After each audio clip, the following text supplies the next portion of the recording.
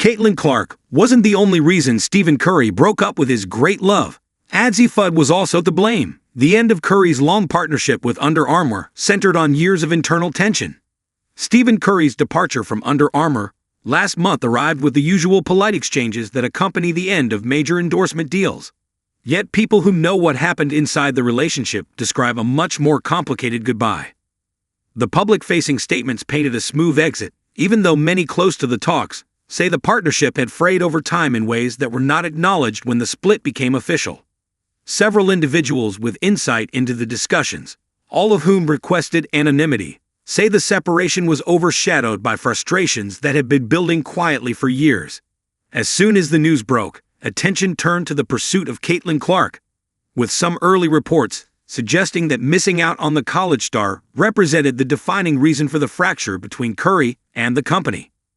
Clark's recruitment mattered, and it was certainly a frustration for Curry, but Soul Retriever sources insisted did not drive the decision on its own. They point instead to a more personal and long-running concern that weighed on him far more heavily. For years, Curry pushed Under Armour to pursue Azzi Fudd, the standout guard whose development he has supported since she attended his select camp in 2018.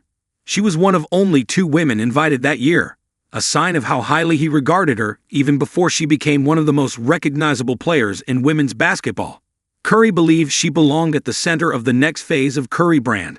The company never followed through, a missed connection that reflected a wider divide.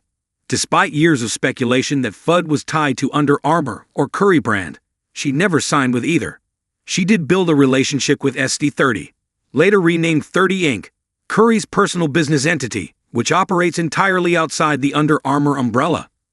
Soul Retriever confirmed with Curry's brand team and senior Under Armour figures that Fudd was never under contract with the company, despite widespread assumptions and earlier reporting to the contrary.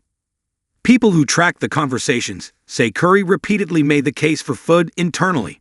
She was a national champion, a former Gatorade National Player of the Year, and the championship most outstanding player during UConn's most recent title run. More than that, she embodied the type of athlete and story he wanted the brand to invest in. Yet Under Armour never moved toward a formal deal, a fact that several individuals described as a genuine and ongoing frustration for Curry.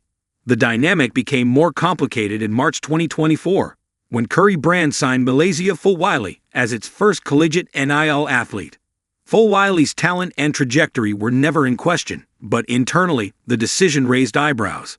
Unlike Fudd, she did not have a long history with Curry, nor did she match Fudd's resume or visibility at the time. That contrast only sharpened the next year, when Fudd and UConn beat Fulwiley's South Carolina team in the 2025 National Championship. To those familiar with Curry's thinking, the failure to sign Fudd represented something larger than a missed endorsement opportunity. It symbolized a deeper divide in priorities, and a growing sense that the company did not share his view of what Curry brand should represent.